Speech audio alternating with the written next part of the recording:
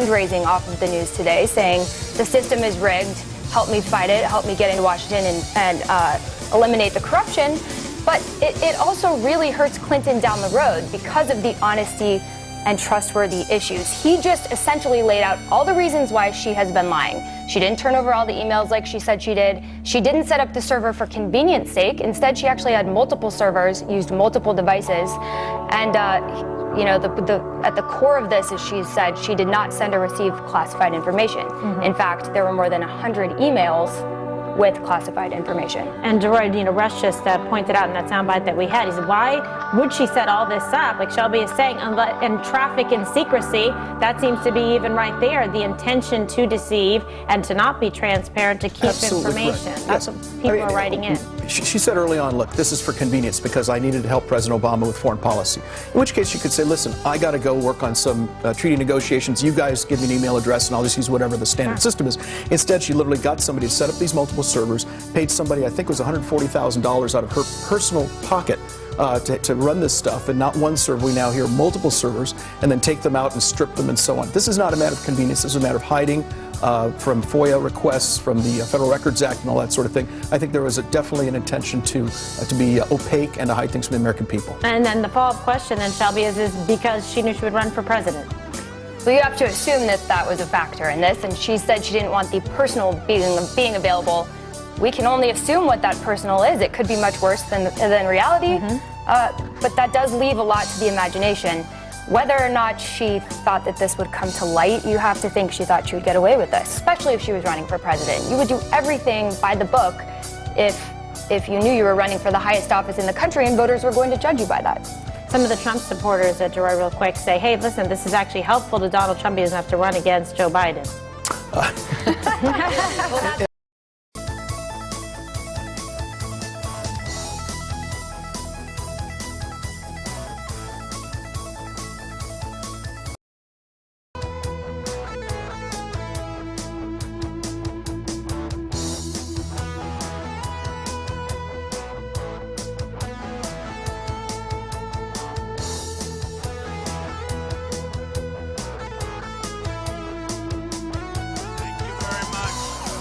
Wow, look at that.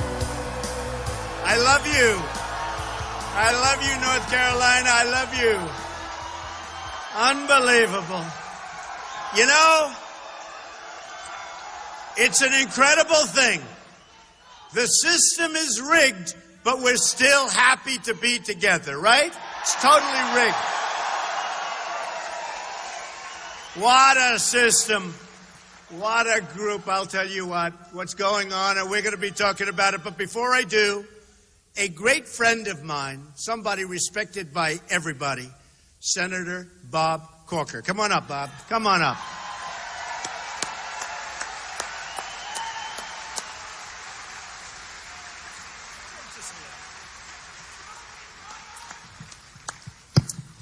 I wasn't going to say anything. I just came to visit. But I have to say something. The rallies that I have back home aren't quite like this. Pretty good, pretty tough. Pretty cool. Yeah, this is unbelievable, isn't it?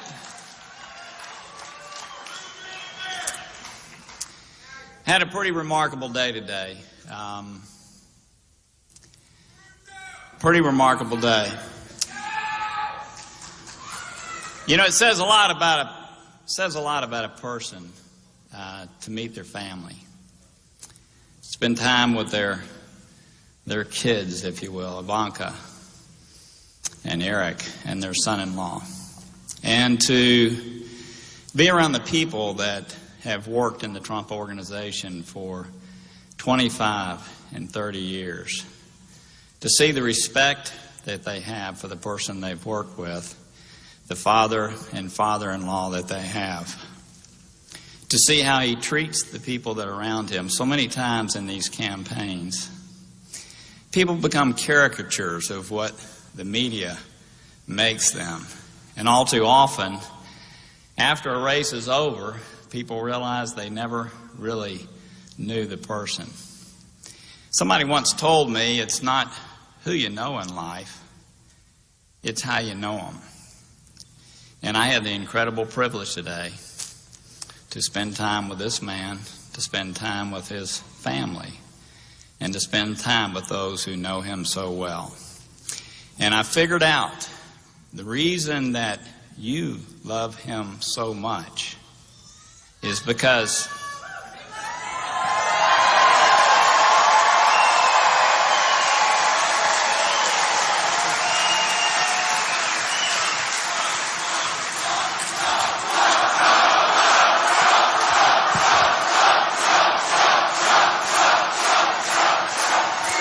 I'm taking up his time. Let me just say this. The reason you love him so much is because he loves you. He loves you, and he wants the best for you, the Republican nominee for President, Donald Trump.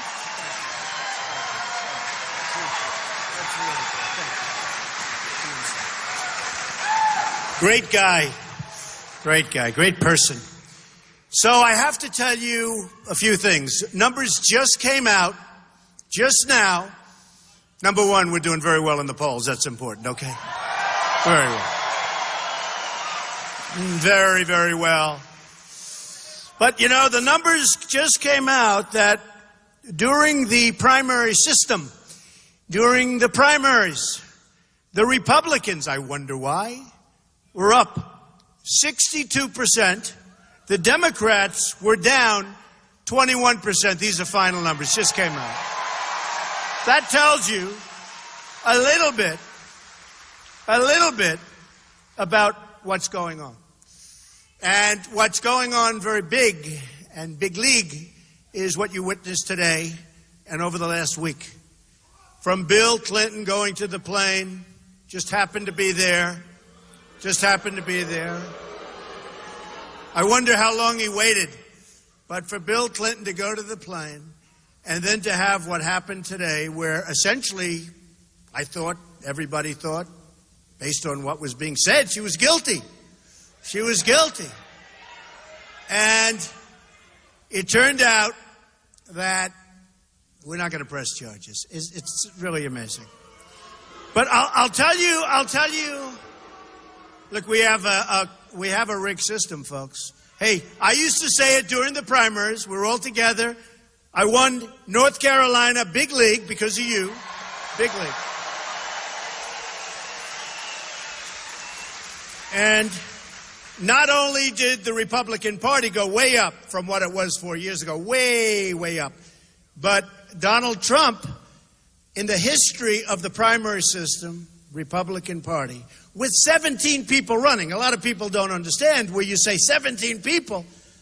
I got almost 14 million votes, more than anybody in the history of the Republican Party, more than Ronald Reagan, more than the Bushes, more than Richard Nixon, more than Dwight D. Eisenhower, who did win the Second World War. It certainly helped a heck of a lot. We got the highest vote count in the history of the Republican Party. That was such a big thing for me. We won 37 states. It just got stronger and stronger and stronger. And I think we're stronger now than ever before. We're fighting a very dishonest media. Do we have a protester? All right, get him out, please.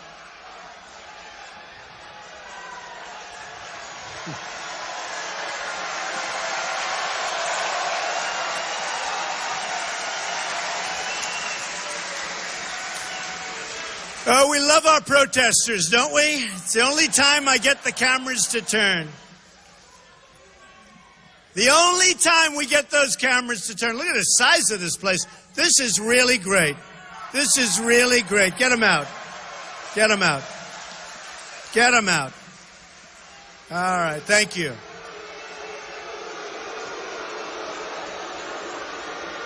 Thank you.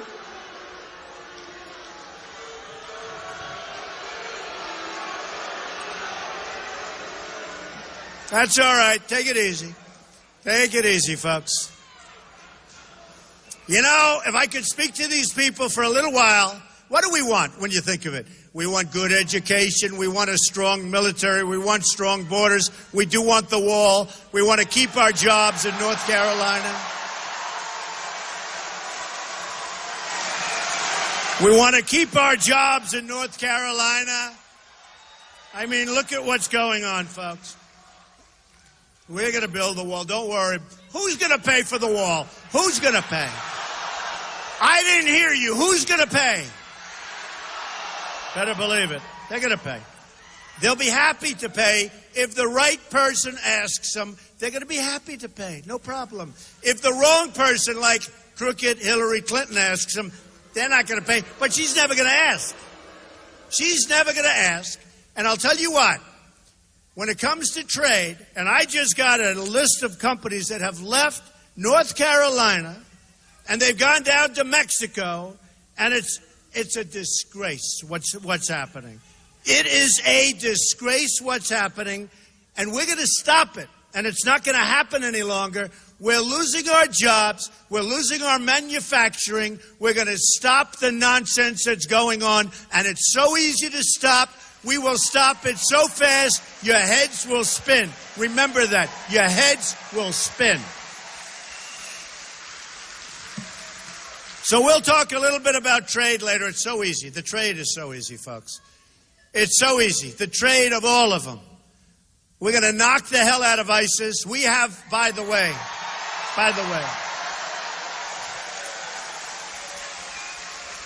we have a president who's out campaigning for crooked Hillary Clinton, and he should be home working on ISIS, where the threat is getting worse and worse.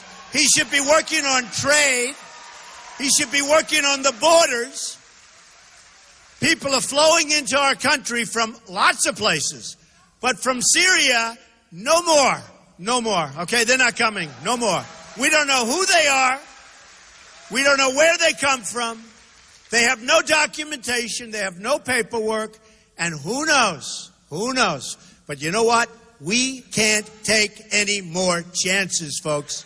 We can't take any more chances. If you look at crooked Hillary, she wants to increase the immigrants coming in from Syria. Again, they could be ISIS. This could be the all-time great Trojan horse. You know the story of the Trojan horse. This could be the all-time great. Look at what one person has done in Orlando. Just take a look.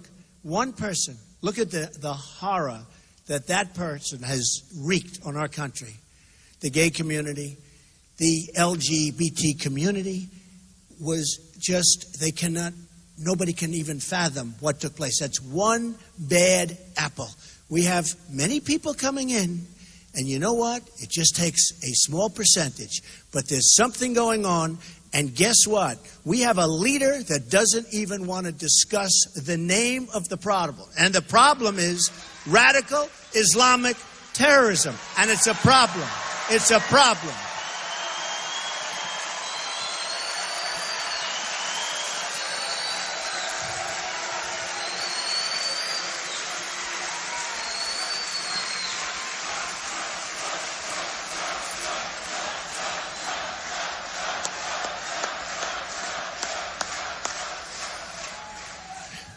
And we've got Hillary Clinton, who's weak, who's ineffective. She'll never be able to do the job. Her judgment is horrible. Look at her judgment on emails. Who would do it? Look at her judgment. Her judgment is horrible. All right?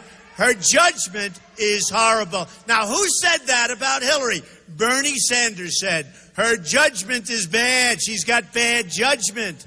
Okay? Now, let me tell you, whether it's ISIS, whether it's trade, whether it's borders, whether it's jobs, it's going to be 4 more years of the same thing. The last thing we need is another Clinton, or the last thing we need is an Obama Clinton in the White House. We have got a mess in this country. We owe $19 trillion, soon to be $21 trillion. The debt has doubled under Obama. It's doubled. Wait till you see. We are sitting on a mess, and it's got to be taken care of. And the way it gets taken care of, at least that aspect of it, is jobs. We're going to bring jobs back to to North Carolina. We're going to bring jobs back to our country. It's going to be America first, not all these other countries that don't give a damn about us. It's going to be America first. America, America, America first.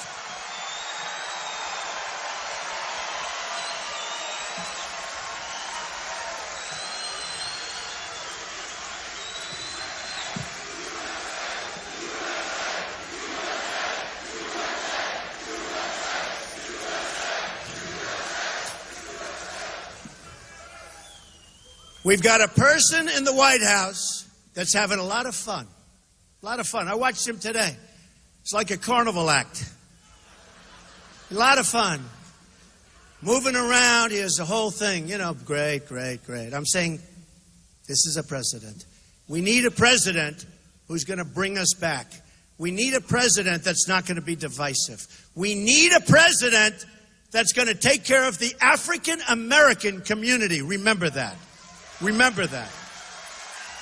Obama is all talk and no action. We need a president that's going to create jobs for Hispanics who don't have the jobs. We need a president that's going to turn our country around, and Obama cannot do it, and Hillary Clinton will be even worse. Believe me, she will be even worse. I mean, I brought up something last night. I heard they're flying down on Air Force One. Now, Air Force One is a very old Boeing 747. It sucks up a lot of gas, a lot of fuel. Boy, the fuel bill. You turn on those engines, I can tell you, it's a lot of money. I said, let me ask you a question. Why is she campaigning with the plane of the United States? Why is she campaigning? And why is he allowed to come down, get on that very, very, very expensive plane? You know, he talks about the carbon footprint, okay? He wants to solve the carbon footprint, but he gets on an old Boeing 747 that's spewing stuff into the air. He gets her on the plane, and then they say, we will fight for the environment. We will fight for the carbon footprint. Then he gets back into the Boeing 747, goes back to Washington.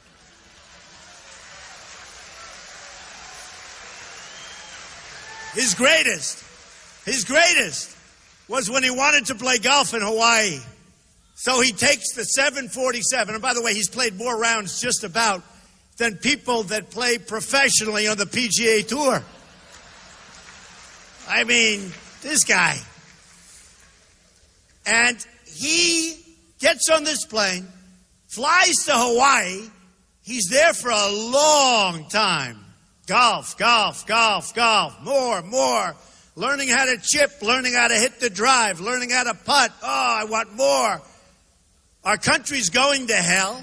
ISIS is laughing at us. They're chopping off heads. They're drowning people in steel cages. And he's out there playing golf with just about as long a trip as you can make from Washington.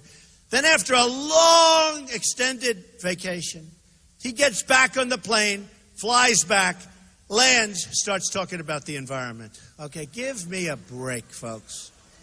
Give me a break. Give me a break. Now, you know, we need unity in the Republican Party. And I have to be honest, I think I win without the unity. But we need unity in the Republican Party. And for the most part, we have unity. We have some pretty good stuff. And we have some great people, like Bob, who just came up, and so many others, so many senators, so many congressmen and women. We have great people, but we need real unity, and the leaders have to get supportive. And if they don't get supportive, we're going to win anyway. Don't worry about it. In fact, probably I do better without the kind of support that we're talking about, because that's where I'm here in the first place. That's why I'm here in the first place. The convention's going to be terrific. We have great speakers. We have fantastic speakers.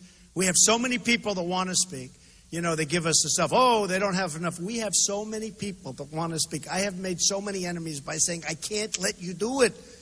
But we want people that love our country and want to be there, and that love our party. And if they don't love our party, they shouldn't be there. And let me just tell you one little thing, which turns out to be a big, big thing. Defense is always most important, right? We have to defend our country. We're going to have to build up our military again. It's really depleted. It's in bad shape. We're going to build it up. We're going to take care of our vets like you wouldn't believe, because our vets are being mistreated horribly, horribly. Our greatest people. And we have a plan that's received universal, fantastic reviews. And I'm the only one. You know, I made a speech up in a great part of the world, okay? I won't even mention where. But I made a speech, and during the speech I said, let's raise some money for the vets.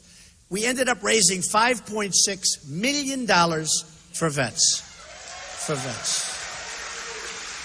I gave $1 million, and we ended up, I could have just made a speech and left. And the press comes down. Well, he should have given here, he should have given it faster, we have to vet the vets. You know that, right? They're groups, who knows? We have to check them out. But anyway, we raised $5.6 million for the vets. I am so proud of it. I love the vets. I have received more accolades from the groups. We're sending groups that never had money, 100,000, 200,000. In one case, 1.1 million. In another case, 250, 75,000, 50,000. All of these groups, I don't know, 30-something groups. It was so beautiful to see. You, all of us, we have received accolades. And I say all of us because this is a movement, folks. This is not like a normal situation. Look at this room. Look at the size of this room. And there are thousands of people, and I got wiped out getting off the plane. It was raining and windy, and I want to tell you, it's actually beautiful. Beautiful. And now you know it's my hair, because any hair that could withstand that wind. The pilot, it is my hair. The pilot said, sir, I'd wait about 10 to 20 minutes before you get out of the plane. I said, why is it 35, 40 mile an hour gusts, raining?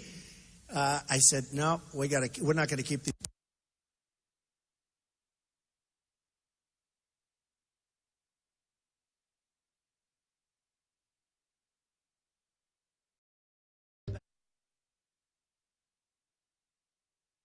It's much more important. But I've lost, I mean, if you think about it, The Apprentice, I mean, not small stuff. It's a big show. They came to me, they said, we want to renew 2 more seasons. We want to renew you, and we'll pay you anything. It's a lot of money in that stuff when you have a hit show. I've done 14 seasons of The Apprentice. I said to the head person at Comcast, it doesn't matter to me, Steve Burke. I said, Steve, I'm going to run for president. No, you're not. You got to do The Apprentice. I said, no, I'm going to run for president. You can't do both. You're not allowed equal time. It's called equal time laws. I said, Steve, I'm going to run for president. At least I'm pretty sure, because that was 3 months before. Because I want to tell you, it takes guts to do what we're all doing. But it takes guts to do what I'm doing. Believe me, it takes guts. Not easy. You get hit by dishonesty, and not all reporters are bad. Some are terrific. Some are honest and honorable and good and professional. But a lot of them are terrible. You get hit from 15 different directions on stuff that's very unfair to be hit with. You get hit in so many different ways. And it started off with 17 people, and then it gets down to 1. They made the right choice. Am I doing a good job, by the way? Am I doing a good job? Because I'm a messenger. You know, essentially, I'm your messenger. The message is simple. We're going to take our country back. We're going to have everybody included, folks. We want to include everybody. We want to help African American youth. We want to help African Americans. We want to help Hispanics, Latinos. We want to help everybody. We've got to help everybody. We've got to bring our country together. We've got to bring our country together. So important. When you look at what's going on, and then you look at what's going on with ISIS, where they're blowing up airplanes, where they're doing things that are just inconceivable, that hasn't happened to medieval times. I mean, we studied history, And we loved history. I loved history. Chopping off heads, that's medieval times. Today it's like a common occurrence. And these are animals. These are animals that have to be stopped. And I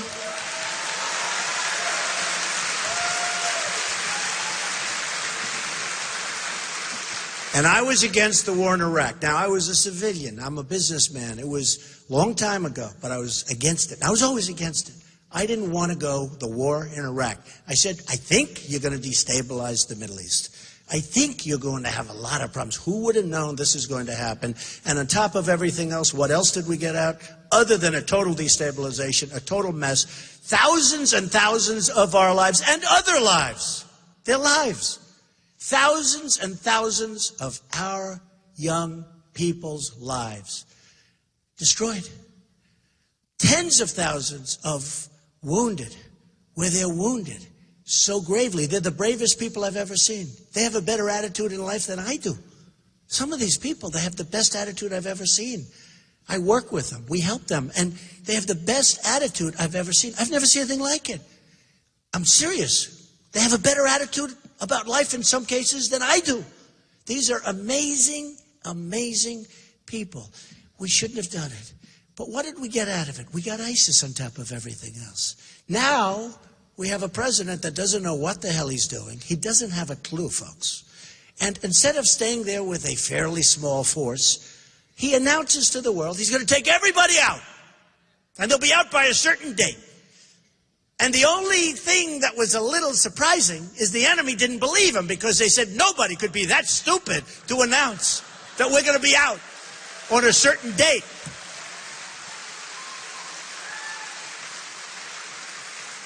And then that date came and we were gone. We were gone. We shouldn't have been there. We shouldn't have destabilized. Saddam Hussein was a bad guy, right? He was a bad guy, really bad guy. But you know what he did well?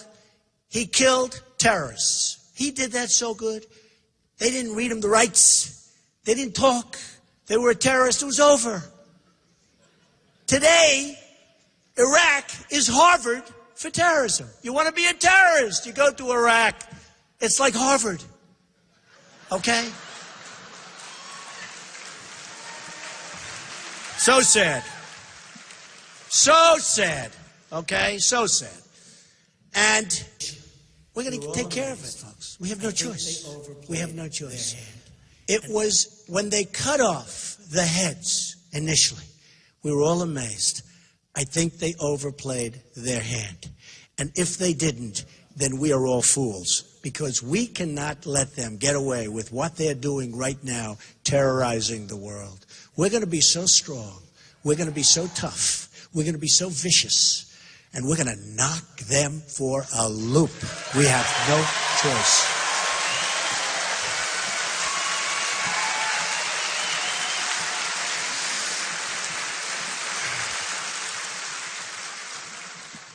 So I just want to, I wrote some notes coming in the plane because I was watching this tragedy that took place today and over the last few days. It's a tragedy because we're a country of law. We're a country of order. Other people have been so badly hurt by doing things so much less than crooked Hillary Clinton. So much less. Right? So much less. I mean, you look at so many people have suffered so gravely for doing so much less. Now, does that mean that we expunge their record? Does that mean that we say, all of you people that have been so guilty for so many years, we can no longer accept that as a ruling because what we've done for her, and she was so much worse than anybody that we're talking about, does that mean that we have to exonerate everybody? We have to take back the punishment that we gave them? Because we have a country that's supposed to be fair. And when you hear what was said by the FBI director today, and you listen to what he said, and in the middle of it, he was talking about so many different things. He talked about extremely careless. She was extremely careless. That's a tremendous word. You didn't have to be careless. You didn't even have to really know that what you were doing was wrong and you're guilty. Because we're talking about serious stuff. We're talking about the lifeblood of our country. We're talking about the safety of our people. The laws are very explicit. Stupidity is not a reason that you're going to be innocent, okay? It's not a reason.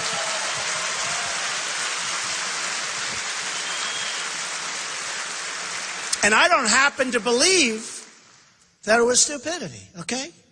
But even stupidity is not a reason. And boy, what they've done. So I wrote this out, and I'm going to read some of it to you. And I think it makes sense. And I think it's important for us to understand. Today is the best evidence ever that we've seen that our system is absolutely, totally rigged. It's rigged.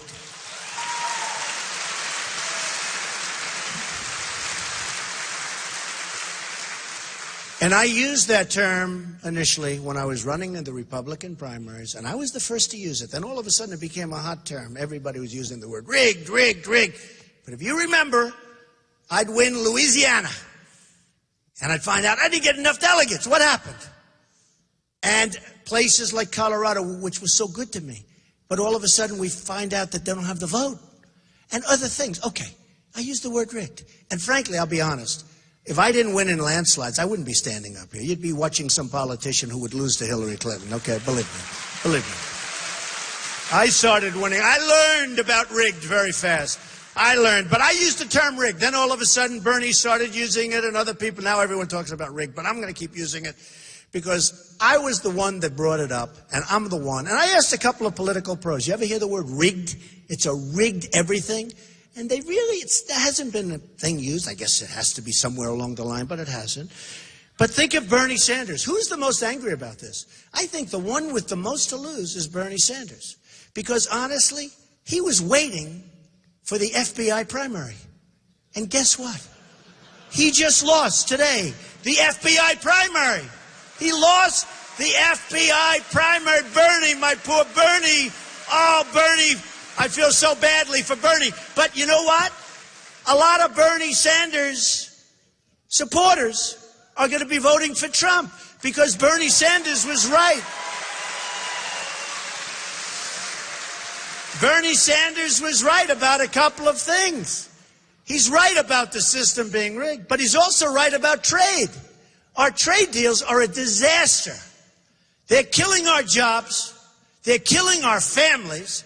They're killing our incomes. I mean, people in this room, many people in this room, and I'm going to fight for you because it's going to be changed fast. Many people in this room are making less money today than they made 18 years ago, effectively. And they're working 2 jobs instead of 1. And this horrible, stupid Obamacare is a killer, which is giving them part-time employment when they never had part-time employment in their lives. And the premiums are through the roof, and the deductibles are so high that you'll never be able to use it unless you die a very vicious, long, slow death. Okay? And it's going to explode in 17 anyway, and we're going to replace it before it explodes. And we're going to replace it with something that's great and that's less expensive, both for yourselves and for the country. It's a horror show. You have to see what I'm hearing. In Texas, going through Obamacare, Blue Cross Blue Shield raised 60%. You saw that last week. A 60% increase in premiums, Blue Cross Blue Shield through Obamacare. Now, I hear that on November 1st, they're going to have an increase on Obamacare and health care that is going to set this country in motion. And I mean motion in a bad way.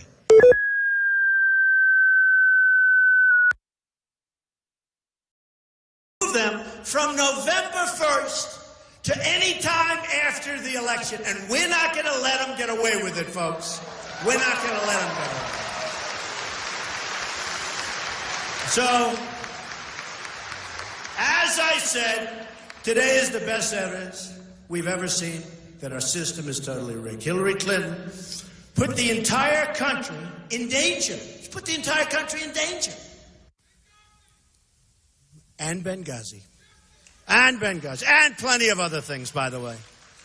It was confirmed today that she routinely sent classified emails on an insecure private server that could be easily hacked by hostile foreign agents. And we learned that people she emailed were hacked and probably, I think maybe definitely, were hacked by these hostile actors. And these are bad but very, very smart people. A hell of a lot smarter than what we have in Washington, that I can tell you. Our enemies may have a blackmail file on Crooked Hillary, and this alone means that she should not be allowed to serve as President of the United States.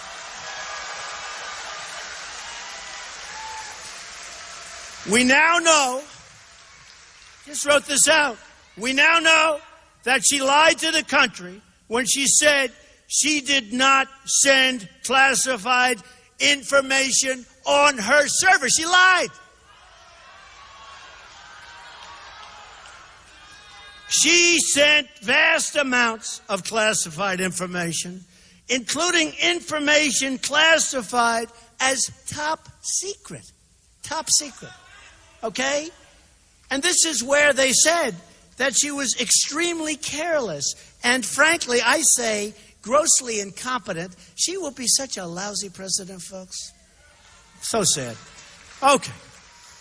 The lives of the American people were put at risk by Hillary Clinton so that she could carry on her corrupt financial dealings. That's probably why she didn't want people to see what the hell she was doing. She went to extraordinary lengths to carry out an Enron-style purge of her emails. 33,000 emails are missing, and they say, oh, she's fine, she's fine. 33,000.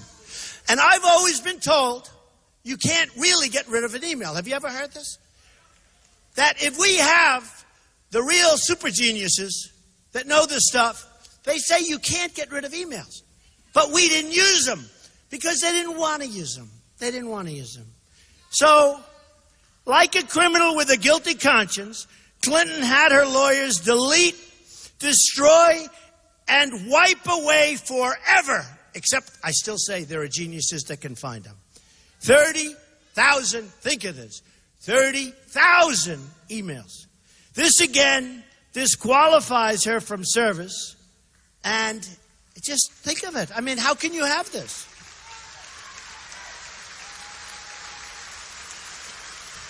We know now that these deletions included emails that were work-related.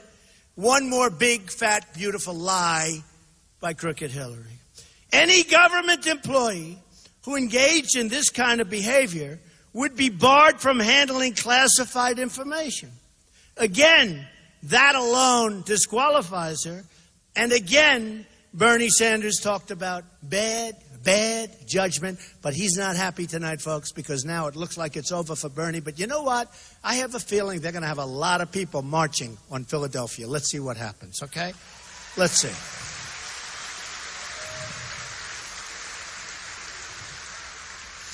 I don't know about you, but I always felt that Hillary Clinton would escape criminal charges for her dangerous and illegal behavior because I always knew, and I always see, and it's so sad that our system is in fact rigged. It's totally rigged, okay? It's corrupt, it's rigged, it's disgraceful. You have a statement made today at 11 o'clock, then you have a big speech by the president flying in on Air Force One with Hillary Clinton a few hours later, even though we have more people here than they do, but we won't say that.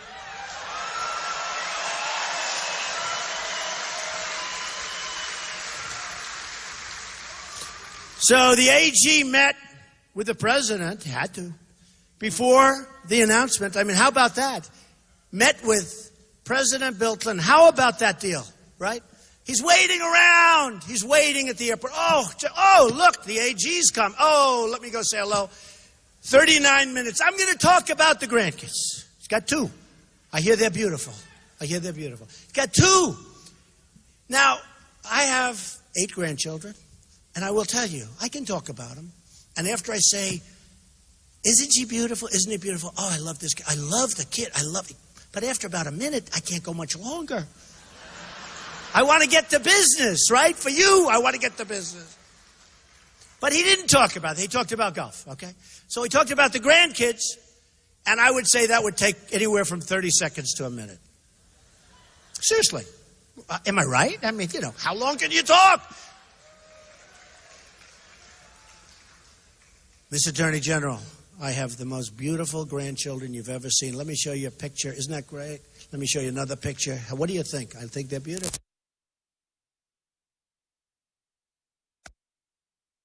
They're great. They're great. Now he's starting to run out of words. That's 30 seconds. Okay. Now he's going to talk about golf. I know more about golf than he does. You can't talk about golf that long. It just... Hey, Jack Nicklaus is the greatest. The greatest, right? He is. Tiger. When's Tiger coming back?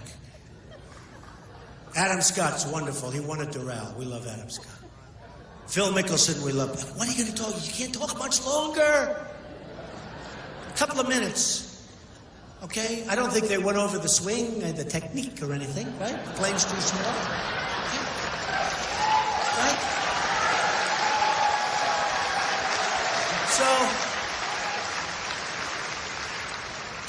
So give the grandchildren 2 minutes. Give the golf 3.5 minutes. That's a long time to be sitting there twiddling your thumbs. What else are we going to talk about? Let's talk about Hillary. Let's talk about Hillary. Did you see today Hillary announced that she may consider the Attorney General? I'm not casting aspersions on anybody, other than Hillary, of course.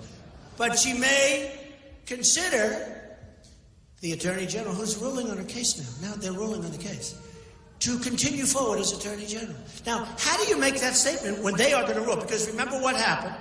The FBI makes their recommendation, and then still it's up to the Attorney General's office. So Hillary said today, at least according to what I saw on television, which you can't always believe. I actually found it hard to believe she'd say this. But she said today that we may consider the Attorney General to go forward. That's like a bribe, isn't it? Isn't that sort of a bribe? I think it's a bribe. I mean, that if she wins, she's going to consider extending the Attorney General. And you know what? I'm not knocking the Attorney General. What I'm saying is, how can you say that? It's a bribe.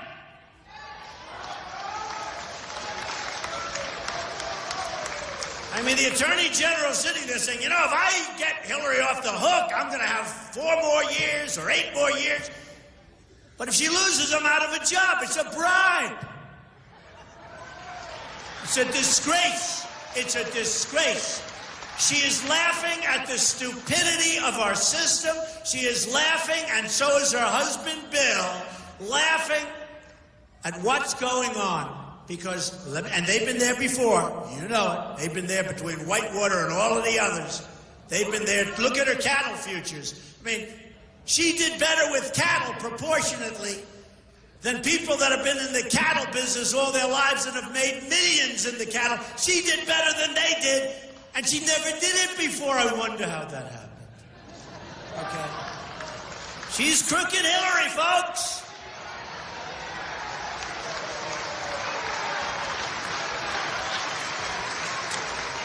And now with all of that going on, you have Obama campaigning. And he's campaigning, and this was set up a long time ago, and he knew that the FBI was going to do this because it would have been very uncomfortable for him to campaign with her, actually, if they didn't take a pass on crooked Hillary. So they take a pass, they announce they're not going to press charges. Lo and behold, a few hours later, let's have a press conference. Let's do a speech together. By the way, her speech was terrible. I watched it. How boring was that speech? Do we like Trump better? Do we like Trump better?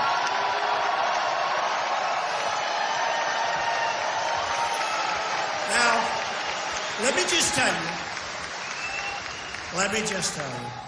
because the word temperament comes in. She says, he's got a very strong temperament. I got to tell you the truth. Chopping off heads, losing thousands and thousands and thousands of people to these savage animals, right?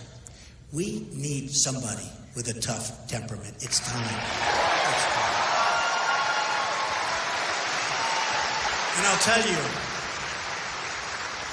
whether it's on trade, whether it's on military, whether it's at the border, the last person these other countries want to see as President of the United States, because I'm going to be fighting for you, not fighting for them. I'm going to be fighting for you, is Donald J. Trump, the last person.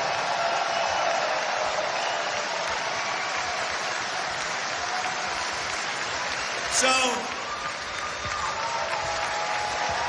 the last.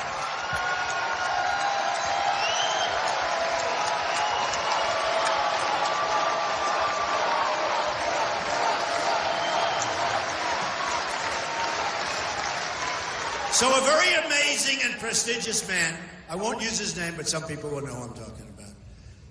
I was at his house, and he said, Donald, I thought you were totally wrong. I thought you were much too tough on China. I thought you were much too tough on Japan. I thought you were much too tough on Mexico and all of these other countries that you're talking to with respect, but I thought you were much too tough. And for a year, I've been telling people he's being too tough. I thought you were much too tough, Donald, on Saudi Arabia. Much too tough. I thought you were much too tough on Japan, because as you know, and as you never knew before I got involved, we pay for a big portion of Japan's military. And I want them to help us out. This isn't 40 years ago. This isn't 30 years ago. They're sending cars to us by the millions. And believe me, we don't need more Iran deals done by incompetent people. We need smart people. We need great negotiators. And believe me, I'll head it up. And I know what I'm doing. But we have the greatest negotiators in the world. And we don't use them. We use political hacks. So we take care of Japan. And we take care of Germany. And we take care of lots of places. South Korea. We have 28,000 soldiers on the line between North and South Korea. South Korea, order a television. See if you can buy one in the United States. You know what the answer is? You can't. Order other things, many other things. See if you can buy them. Hey, who just moved to Mexico, right? Who just moved to Mexico from Indiana, the great state of Indiana that gave me another great victory, right? Carrier. So we don't make that anymore. So Carrier's moving. By the way, I would tell the people at Carrier, love you people. Every time you make an air conditioning unit and enjoy your beautiful factory, you're going to send it through that border, which is now a very strong.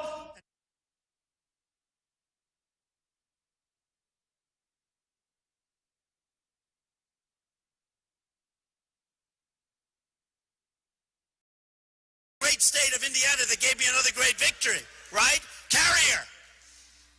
So we don't make that anymore. So Carrier's moving. By the way, I would tell the people at Carrier, love you people.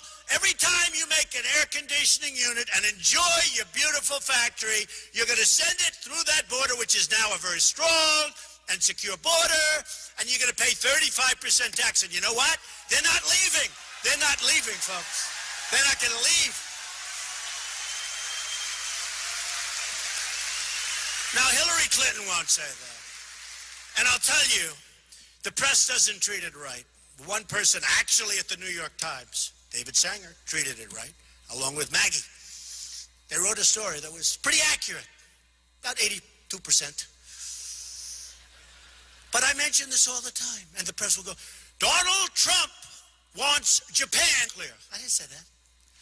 You have to be prepared always in a deal to walk. For instance, with the horrible deal we made with Iran, the horrible deal, the incompetent deal, Kerry should have picked up and walked a couple of times. He should have walked when they said they won't give back our hostages until the deal is over. Should have walked. And then he should have walked, doubled up the sanctions, and by the time they landed back in the United States, they could have turned the plane around. You would have had those hostages back instead of waiting for years.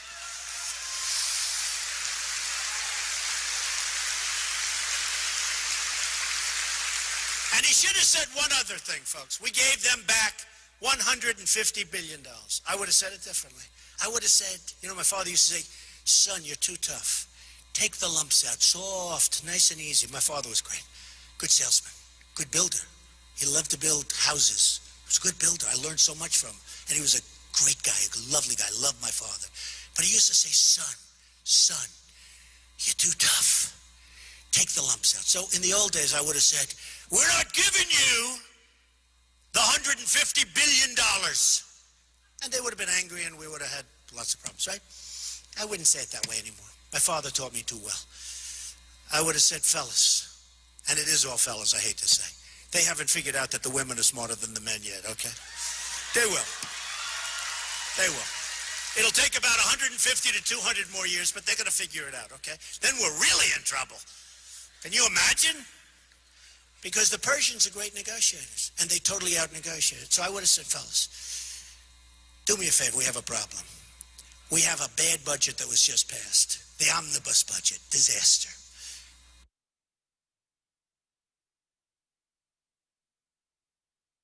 Forcing me. We're going to bring so much back. We have right now, I say it's $5 trillion. The government says $2.5 trillion, but it's a lot. In other places, in other areas across the seas that we want to bring back. My tax plan, which cuts taxes for everybody, by the way, including business and middle class in particular. It cuts taxes. We're going to bring all that money back, and that money is going to be spent in the United States. Right now, they can't get the money back. So you have corporate inversions. You have companies leaving the United States to get their money. They can't get their money back. It's impossible bureaucratically, and the taxes are so ridiculous that only a person that's really, really, really dumb would say, send it back. So they leave the money over there, and they take the company, they move the company to the money. You ever hear that one before? And it's happening all over the place. Take a look at what's going on. And it's going to end. It's going to end. We're one of the highest taxed nations in the world. We're cutting the hell out of taxes. We're cutting the hell out of these ridiculous regulations which are destroying our businesses. Destroying our businesses. And we're going to do it. Okay. So, just to finish, because I'm so proud of what I wrote, I have to read it. I love it. I actually love writing. People don't realize, you know how many #1 bestsellers I've had? And the art of the deal. I actually know how to write. I love reading this stuff. I love it. The question really has to be asked is this. What is Hillary Clinton's motive? And to that, I'm even going to say, who cares? She's put us in danger. And some people say that it's corrupt financially. I don't care what her motive is. All I know is she had a motive. But she's erased so many emails, we'll never find out, okay? Bill and Hillary Clinton raked in millions of dollars from foreign governments, special interests, and international corporations in exchange for favors, folks, for favors. She's crooked Hillary, don't you understand that? This is one of the most crooked politicians in history. These entities either funneled money into the Clinton Foundation or paid Bill Clinton lavishly for speeches. Got paid a fortune. At least 60 companies that lobbied the State Department during Clinton's tenure as Secretary of State donated a total of $26 million to the Clinton Foundation. Okay, $26 million. And she's dealing with these countries. Bill Clinton, and by the way, many of these countries treat women and want to enslave women, and they treat women horribly. And as far as the gay community, they push them off buildings, and they kill them, and they execute them. And she has tens of millions of dollars from these countries. Believe me, I am better for the gay community. I am better for women than she will ever be on her best day. On her best day.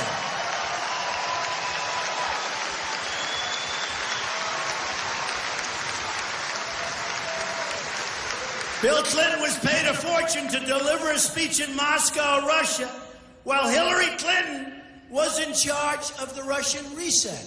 Another disaster. Bill Clinton was paid money by the Chinese government, a lot, and its supporters, while Hillary handled China policy. And during this time, China was stealing hundreds of billions of dollars in United States intellectual property. Okay, folks? We could go forever. ABC News said President Clinton accepted speaking fees from numerous companies and individuals with interests pending before Hillary Clinton's State Department. Oh, that's nice. That's nice.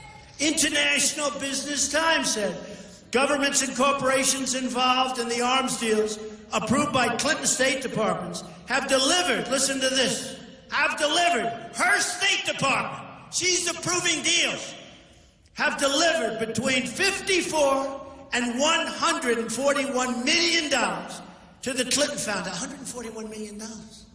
Are we, what's going on here?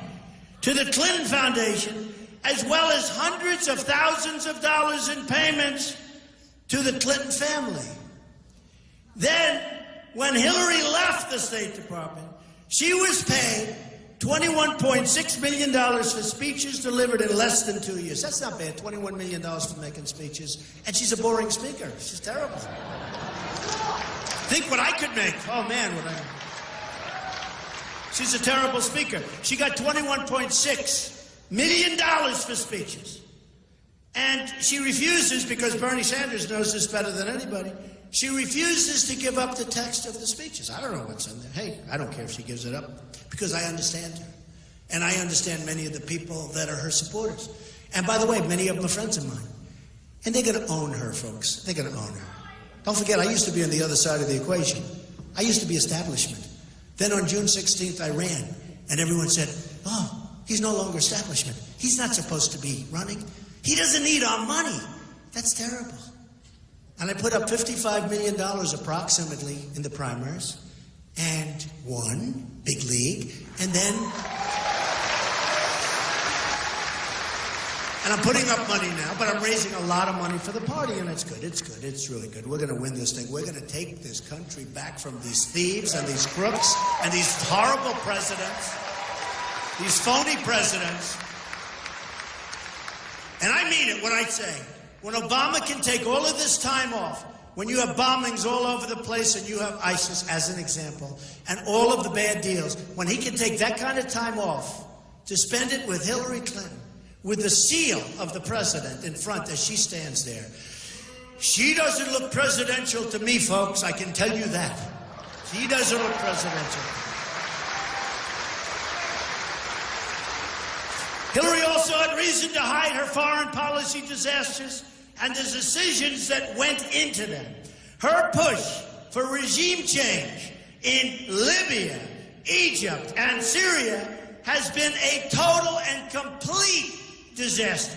Her Iraq policy has been catastrophic. She's unleashed ISIS across the Middle East with her bad decisions and her bad judgment. And she's going to do nothing about it because she's a weak, weak person. She doesn't have the strength and she doesn't have the temperament, believe me. There's going to be more of the same, folks, more of the same. In 2009, before she took office, Libya was cooperating. Syria was under control. Iraq was seeing a reduction in violence. And Iran was being choked, absolutely choked, financially. They were dying. Now, after she left, ISIS controls huge portions of Iraq. Syria and Libya committing unspeakable, inhuman atrocities and trying to launch attacks against the West. Iran, meanwhile, has been placed on the path to nuclear weapons, has become a true power. They become a true power in the Middle East and beyond. Well, they weren't a power. We gave them power with that horrible, horrible deal. So Hillary Clinton's policies have spread ISIS and made Iran the dominant Islamic power in the Middle East.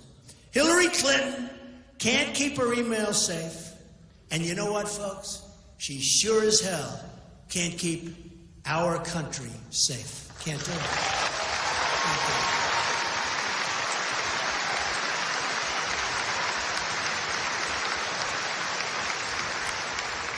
So, I want to thank the people of North Carolina. It's been such an amazing run for me. It's been such an amazing run.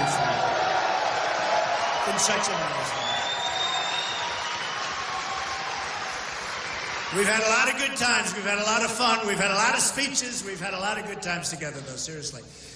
And, look, we need change, not Obama change. Remember Obama used to go, we need change. It sounded so good. Everybody thought, and I actually thought he'd be a cheerleader for the country. I thought he'd be a cheerleader, and he's really turned out to be a very divisive person, okay? We need change. And I hate to use the term, but we really do need change. We need fresh, tough, bold ideas. We need people that know what they're doing. We need people that aren't worried about political correctness. We can't use that term. We can't use that term.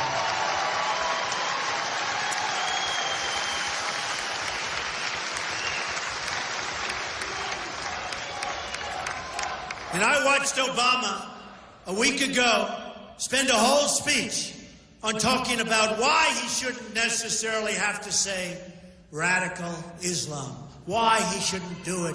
That's what the problem is, and he doesn't even know it. I don't even think he knows. Honestly, folks, I don't think he has a clue. I don't think he knows what the hell is going on, okay? I don't think he knows what's going on. And you know, it's a very interesting thing, but I was watching yesterday, and everybody's saying, ISIS, ISIS, ISIS, ISIS. Now, you know, you can have your definition. It has to do with territory, and it has to do with other things, and we can both give you definitions of ISIS and ISIL. But do you ever notice, people say ISIS, except him, he says ISIL. ISIL. He goes, and ISIL is being driven back, and ISIL is the JV. Remember that, the JV? Man, if that's the JV, I sure as hell don't want to see the varsity, right? Don't worry. Don't worry. If I win, they'll be the JV, and then they'll go down to first grade pretty soon, folks.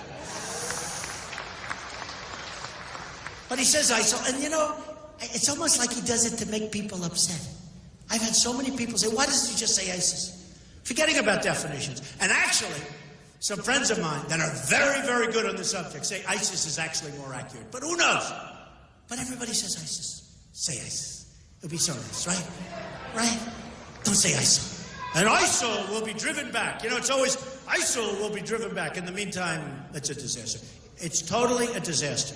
Remember this, and I said it before.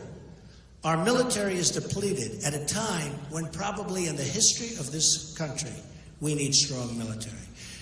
We are going to win North Carolina.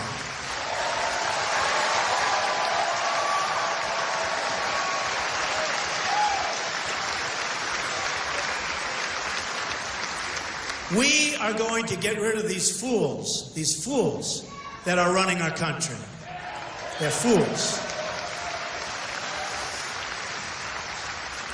We are not going to go 4 more years that even the FBI today talks so horribly about this person. To a point where you said, how can you possibly say no charges? What they said and what he said today was so bad. So here's what we're going to do. We're going to start winning again. We're going to win so much. You're going to be so sick of winning, folks. Oh, you're going to be so angry at me. You're going to be so angry at me. You're going to have your lieutenant governors here. You're going to have your head of the Supreme Court who's here. These are great people with great... Where are they? Are they around here someplace? They're here. Stand up. Come on, stand up. Beautiful. These are great people. With great reputations. I will tell you, outside of North Carolina, they have great reputations, okay? And you're lucky to have them. But here's what we're going to do. We're going to start winning again. We're going to win at every level. We're going to win with our military. We're going to take care of our vets, and we're going to really take care of our vets. And it's not even a question of money. It's a question of competence. We're spending so much money. And it's corrupt. It's a corrupt enterprise. The Veterans Administration, you look at what's going on in Arizona with the VA. It's a corrupt enterprise. So we're going to start winning. We're going to win on the Second Amendment. We're not going to let people take our guns away.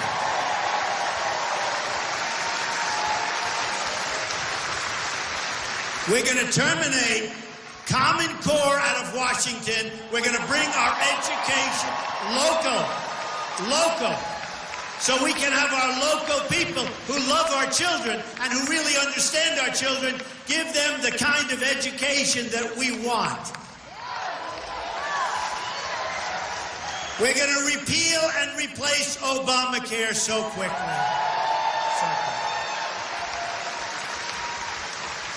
We're going to create strong borders. We're going to build our wall. We're going to stop drugs from flowing into our country like water. It's flowing into our country like water. We're going to protect our states. We're going to protect our youth and others from the drugs that are flowing through the southern border. We are going to make the greatest trade deals anyone's ever made. We're going to bring our jobs back. We're going to bring manufacturing back. We're going to be selling things to other countries. We're not going to let countries come in and take advantage of us, take our companies out, sell their goods with no tax, with no nothing, and then when our manufacturers want to go to China and other places to sell their goods, they can't get their goods into the country because the Chinese say, we don't want your goods. So they dump onto our land, and they dump their steel, and they dump their aluminum, and they destroy our factories, and they destroy so much. And you know what, folks? We're going to end up doing our own products, largely, again. And you know what? Let me tell you, our products, and I am not for isolation. This is only if they don't behave. But they devalue their currency. They make it impossible for our companies to compete. Every time we start to do well, various countries that are grand masters, they start devaluing their currencies, and our countries go from, boy, I'm feeling good today, to, oh, here we go again. You can't compete. It's cheating. It's a big form of cheating. We are going to take care of our manufacturers, and we're going to start making product again. And let me tell you something. We may pay a little more for the product, but we're going to have all those jobs that make the product. In the long run, we're going to be much better off. Much better off.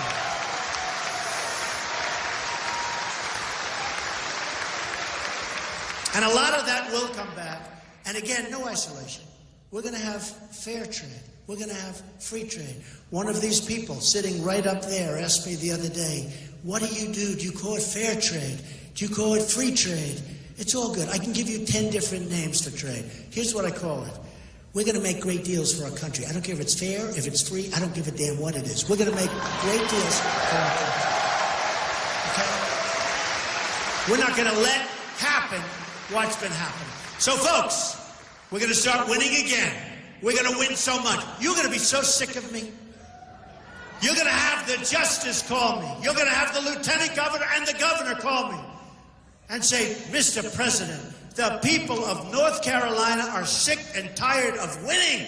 You're winning too much. They're really starting to dislike you, Mr. President. And I'm going to tell the justice, and I'm going to tell the governor and the lieutenant governor, I'm sorry, we got to keep winning because we're going to make America great again. I love you, North Carolina. Thank you very much. Thank you. Thank you. Thank you very much, everybody. Thank you.